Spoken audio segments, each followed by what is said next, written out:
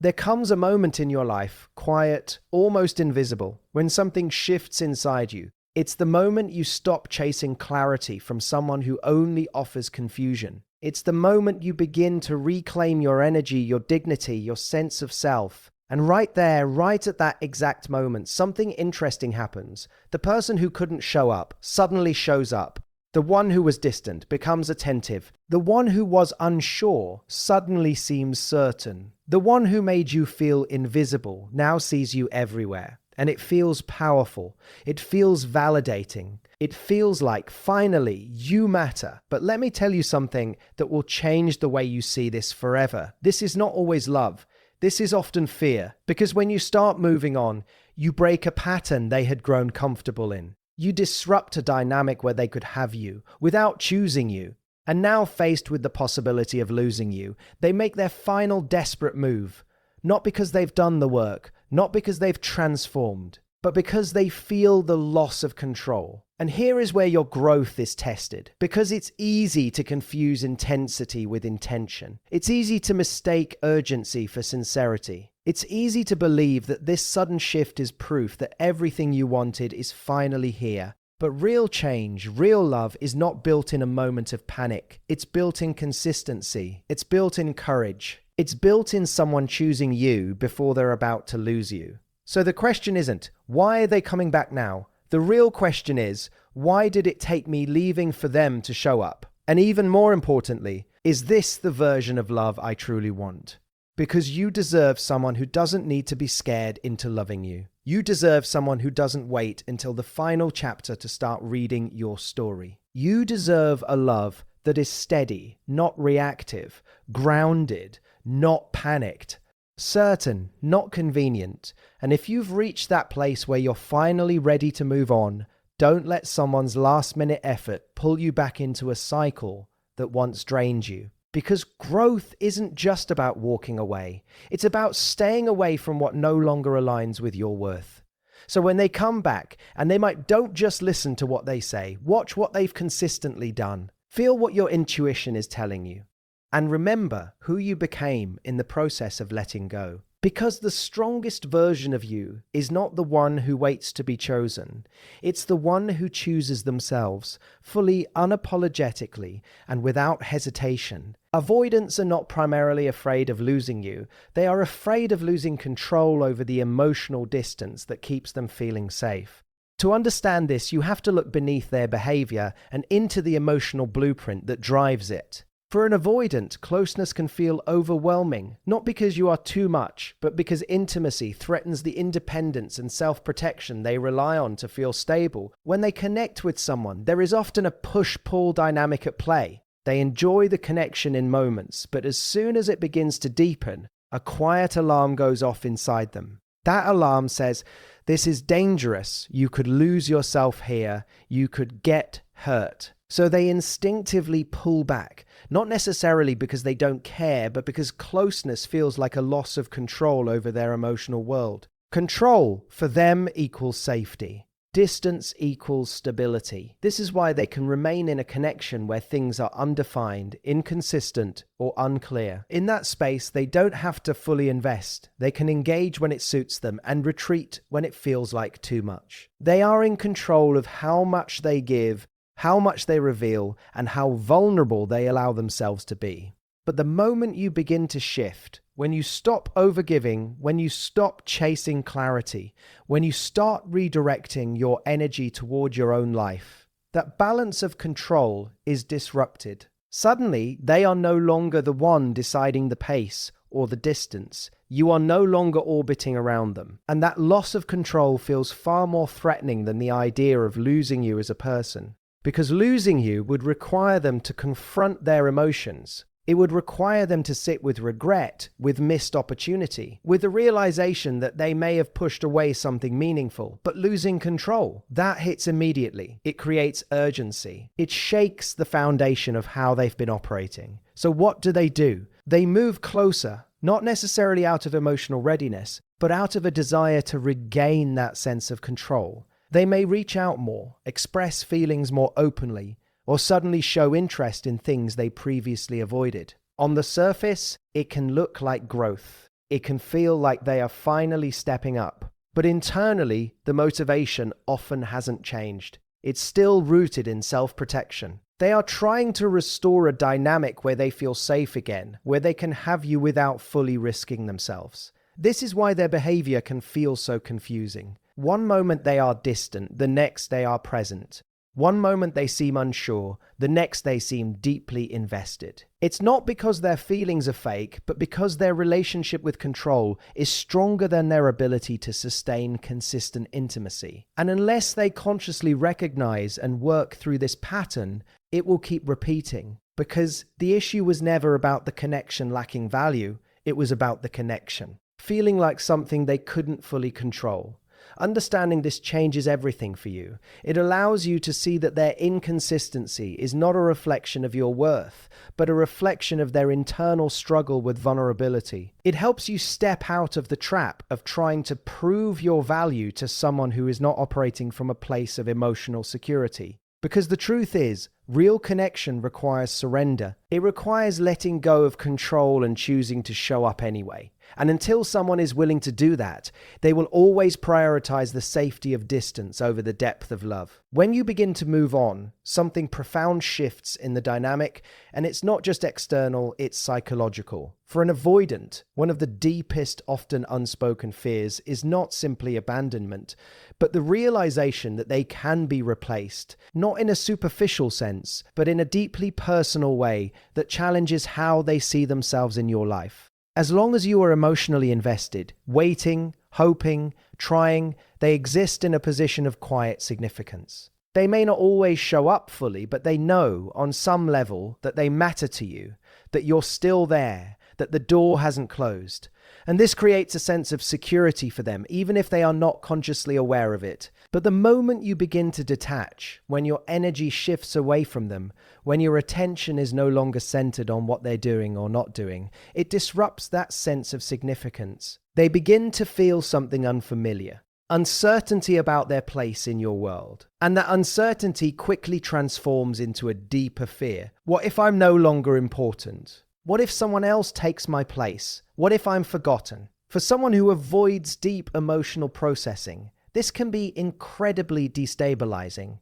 Because now, instead of controlling the distance, they are facing the possibility of being on the outside of it. Instead of being the one who pulls away, they are the one who might be left behind. This is where the fear of being replaceable begins to surface. It's not always about love in the purest sense. It's about identity. It's about how they've come to define their role in your life. When you were chasing, they were the one being pursued. When you were seeking clarity, they were the one holding the answers. And that dynamic, even if unbalanced, gave them a certain position of power. But now as you move forward, focusing on yourself, opening up to new possibilities, or simply no longer reacting to their inconsistency, that position starts to slip. And with it comes a realization they may not have faced before.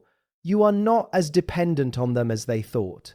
That realization can be uncomfortable, even confronting, because it forces them to see that you have the capacity to build a life, a connection, a sense of happiness without them. And that's when the urgency often begins. They may start to reach out more frequently. They may show curiosity about your life, your plans, even the possibility of someone new. They may ask questions they never asked before, express emotions they previously kept hidden, or try to reinsert themselves into your world in subtle or direct ways. But beneath all of that is a deeper emotional driver, the fear of losing their place in your story. The fear that someone else could come in and offer what they didn't. The fear that you could feel for someone else what you once felt for them.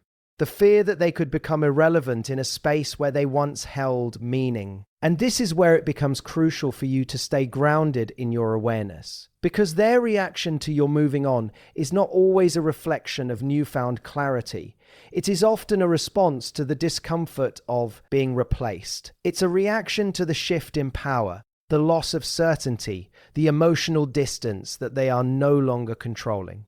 Understanding this helps you see beyond the surface of their actions. It allows you to recognize that just because someone suddenly values your presence, when it's no longer guaranteed, it doesn't mean they've developed the emotional capacity to sustain a healthy, consistent connection. It simply means they've been confronted with the reality that you are not theirs to come back to whenever they choose. And that reality can be the very thing that drives them to act, but not necessarily to change. When an avoidant senses that you are truly moving on, something inside them shifts from quiet detachment to sudden urgency. And that urgency often shows up in a way that feels almost unrecognizable compared to how they were before. The same person who struggled to reply, who hesitated to make plans, who kept things vague, now appears attentive, expressive, even emotionally available. You might notice them reaching out more frequently, initiating conversations, asking about your day, or showing a level of curiosity they never demonstrated before. They may suddenly compliment you in ways that feel deeper, more intentional. They may bring up memories, remind you of your connection, or even talk about a future they once avoided discussing. And for a moment, it can feel like everything you wanted is finally happening. But what's important to understand is that this shift is not random. It's reactive. It is a response to the perceived loss of you. Because when you begin to withdraw your emotional investment, you remove the certainty they once had. You are no longer predictable. You are no longer waiting in the same way, and that creates a sense of urgency within them to re-establish the connection before it slips away completely. So they lean in, they offer attention where there was distance, they show affection where there was hesitation, they create a sense of momentum where there was once stagnation. This is what can make their final move so powerful and so confusing, because it mimics the very things you had been hoping for. It looks like growth. It feels like change. It gives you a glimpse of the relationship you believed was possible all along. But the key question is not just what they are doing, it's why they are doing it now. This kind of sudden intensity is often driven by the discomfort of losing access to you, not by a grounded, consistent desire to build something real. It's fueled by the emotional jolt of realizing that you are slipping out of reach. And urgency has a way of creating the illusion of depth. When someone acts quickly, speaks passionately, and shows up in ways they never did before, it can feel like a breakthrough. It can feel like they finally seen the light. But urgency doesn't require long-term emotional work. It doesn't require them to confront their patterns or build new habits. It simply requires a reaction to the moment. That's why this phase can be intense, but short-lived. Because once the immediate threat of losing you begins to fade, once they feel that you are emotionally back within reach, their old patterns often start to resurface. The consistency drops, the effort becomes uneven again, the clarity they once expressed begins to blur, and you're left wondering what changed.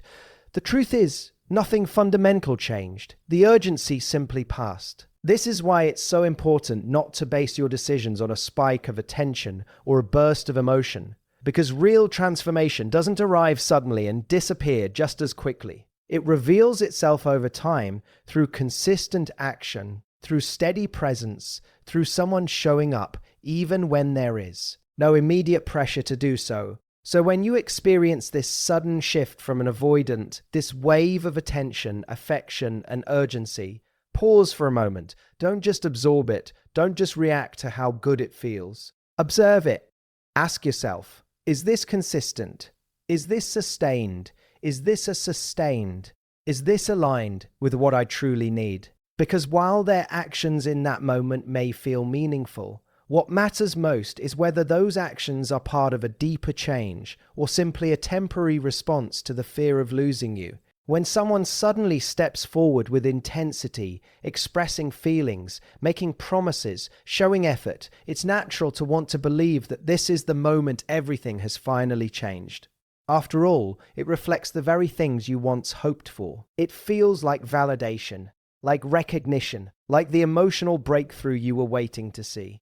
But there is a crucial distinction that determines everything.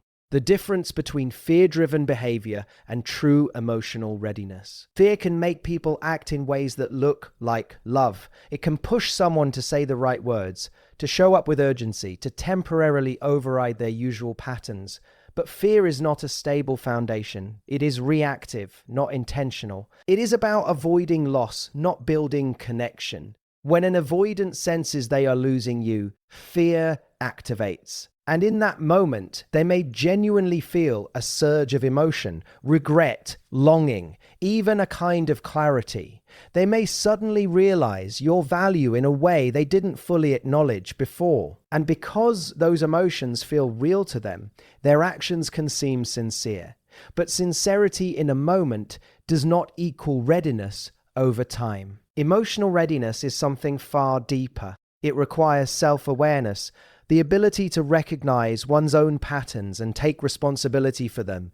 It requires consistency, the willingness to show up, not due. Sports when it's urgent, but when it's ordinary. It requires vulnerability, the courage to stay present, even when things become uncomfortable or uncertain. And most importantly, it requires change that is sustained, not sparked. Fear can initiate a moment of connection, but it cannot sustain a relationship. Because once the immediate threat of losing you fades, the same internal mechanisms that caused them to pull away in the first place begin to reassert themselves. The discomfort with closeness returns. The need for space resurfaces. The instinct to regain emotional control quietly takes over again. This is why so many people find themselves caught in a cycle. They experience the high of someone coming back with intensity. They open their heart again, believing this time will be different. And for a short while, it feels like it is. But then gradually the effort fades, the clarity disappears, the old distance returns, and they left trying to make sense of how something that felt so real could slip away so quickly. The answer lies in the origin of the behavior. When actions are driven by fear, they are tied to a specific moment, a reaction to a perceived loss. Once that moment passes, the motivation behind the behavior weakens. But when actions come from genuine readiness, they are not dependent on circumstances. They are consistent, grounded, and aligned with a deeper intention to build something meaningful. This is why it's so important not to be swept away by the emotional intensity of someone's return, not to confuse their urgency with transformation, not to assume that because they are showing up now, they have developed the capacity to keep showing up. Instead, it's about observing what happens after the initial moment. Do they continue to communicate openly? Even when things are calm, do they follow through on what they say? Not just once, but repeated. Lie? Do they demonstrate an understanding of what went wrong before and a willingness to do things differently? These are the signs of readiness, because love that is rooted in growth doesn't arrive in a rush and disappear in silence. It builds. It stabilizes, it deepens over time. And if someone is only showing up because they are afraid of losing you, then what they are offering is not a foundation. It is a reaction. One of the most disorienting experiences in this dynamic is when they begin to reflect back to you everything you once asked for. It can feel almost uncanny, like they've suddenly become the version of themselves you always believed was possible. The communication improves, the affection becomes clearer, the effort feels intentional. It's as if they've been listening all along, quietly taking notes, and have now chosen this exact moment to act on them. They may start saying the things you long to hear. They may express appreciation, acknowledge your feelings, even apologize for past behavior. They might begin making plans, showing consistency, or stepping into conversations they once avoided.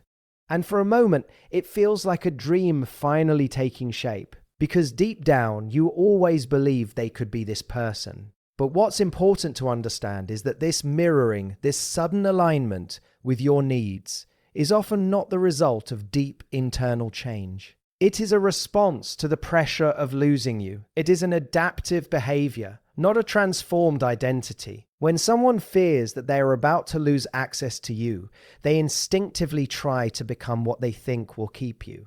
And since you've likely expressed your needs at different points in the connection, they already have a blueprint. They know what mattered to you. They know what was missing. And now, in this critical moment, they begin to reflect those things back, not necessarily because they've fully integrated them into who they are, but because they recognize their importance in keeping you close. This is why it can feel so convincing, because it's not random, it's tailored, it speaks directly to your heart. It touches the exact places that once felt neglected. It gives you the sense that they finally understand you, that they finally see you.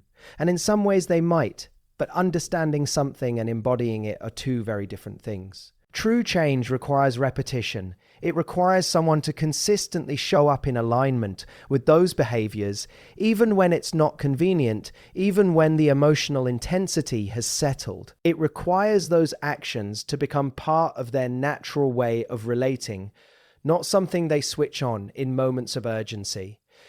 Mirroring, on the other hand, is often temporary. It's driven by the immediate need to reconnect, to re-establish closeness, to prevent loss. And because it is tied to that urgency, it can fade just as quickly once the situation stabilizes. Once they feel reassured that you are emotionally available again, the motivation behind that mirrored behavior begins to weaken. And slowly, almost subtly, things start to shift back. The consistency drops, the attentiveness becomes sporadic, the clarity that once felt so strong begins to blur, and you're left wondering how someone who seemed so aligned with you could drift so far again. The answer lies in the difference between performance and integration.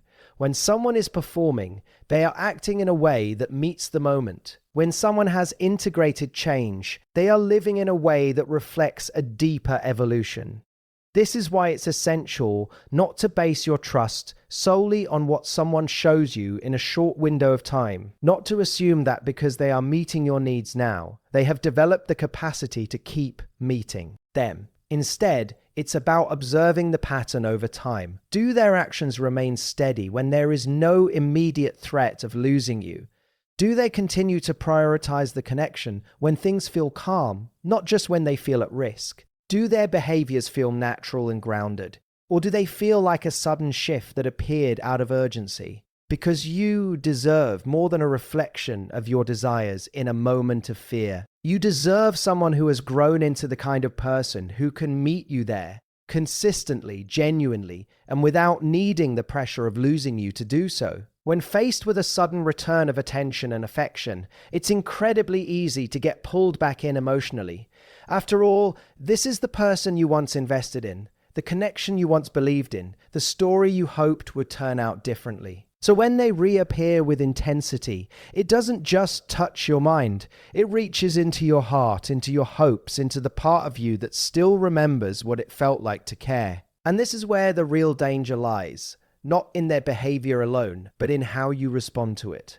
Because if your response is purely emotional, driven by relief, validation, or longing, you can find yourself stepping right back into the same dynamic that once left you confused and unfulfilled. You might overlook the inconsistencies that used to bother you. You might downplay the patterns that once hurt you. You might tell yourself, this time is different, without taking the time to truly evaluate whether anything fundamental has changed.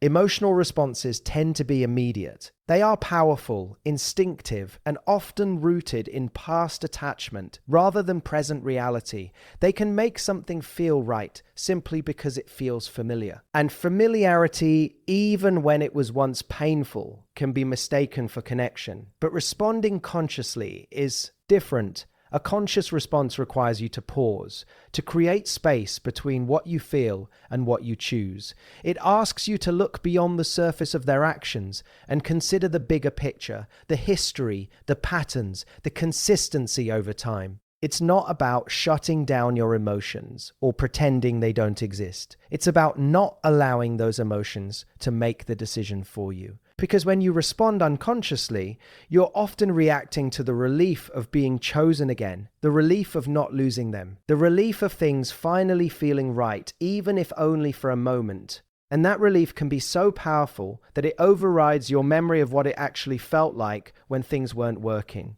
So you re-engage, you reopen, you give them access to your time, your energy, your vulnerability.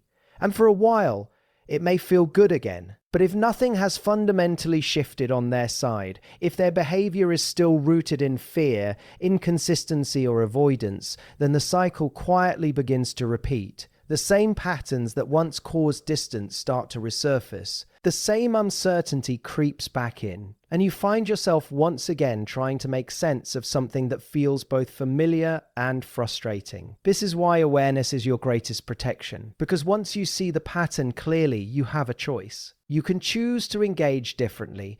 You can choose to set boundaries where there were none before. You can choose to require consistency instead of reacting to intensity. A conscious response might look like slowing things down instead of diving back in. It might look like observing their actions over time instead of immediately trusting their words. It might look like asking yourself honest questions. Does this align with what I truly need? Does this feel stable or just exciting? Am I responding to who they are now or who I they have become? These questions create clarity, and clarity protects you from repeating cycles that once cost you your peace. Because growth is not just about recognizing patterns in others. It's about recognizing your own tendencies within those patterns. It's about understanding how easily emotion can pull you back into something that logic had already helped you step away from. And when you begin to respond consciously, you break that cycle. You stop reacting to temporary change and start valuing sustained behavior. You stop chasing moments and start choosing alignment. You stop being pulled by what feels good in the moment and start honoring what is truly good for you in the long run. That shift, quiet, deliberate, and grounded, is what transforms your experience. One of the most important distinctions you will ever learn in relationships is the difference between consistency and reaction. At first glance, they can look surprisingly similar. Both can involve effort, attention, and moments of connection. But beneath the surface, they are driven by entirely different forces, and they lead to very different outcomes. A reaction is immediate. It is sparked by a moment, usually one that creates pressure, fear, or urgency. It's what happens when someone senses they are about to lose something and suddenly steps in to prevent that loss.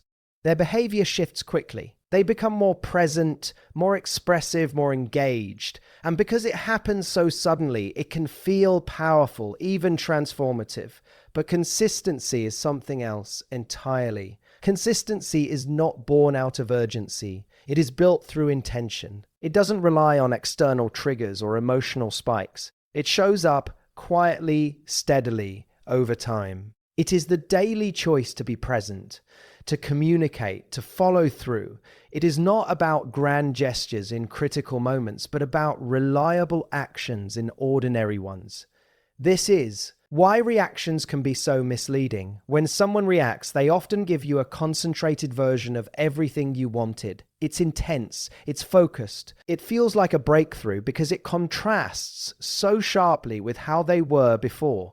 And in that contrast, it's easy to believe that something fundamental has changed. But reactions are tied to circumstances. They exist because something has triggered them. Your distance, your silence, your decision to move on. And once that trigger is removed, once the urgency fades or the perceived threat disappears, the behavior often fades with it, not because they intended to mislead you, but because the underlying pattern that shaped their behavior in the first place hasn't been addressed.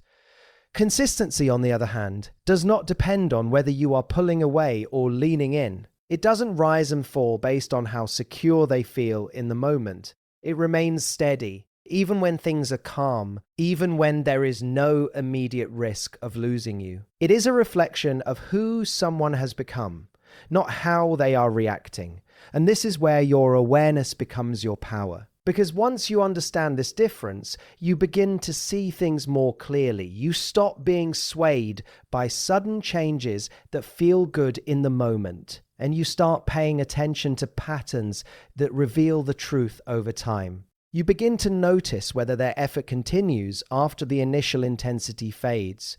You observe whether their words are followed by repeated action. You feel the difference between something that is stable and something that is fluctuating. And perhaps most importantly, you stop measuring love by how strong it feels in a moment and start measuring it by how reliable it is over time. This shift protects you from investing in something that only exists under pressure, because real connection doesn't need a crisis to come early.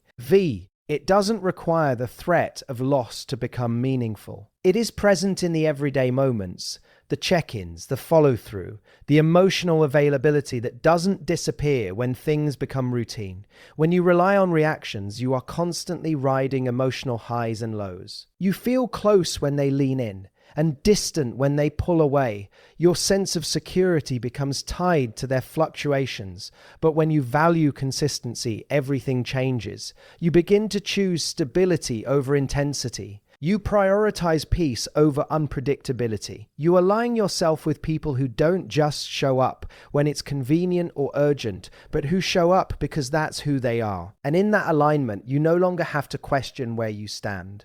Thank you for giving your time and presence to this journey of growth and clarity.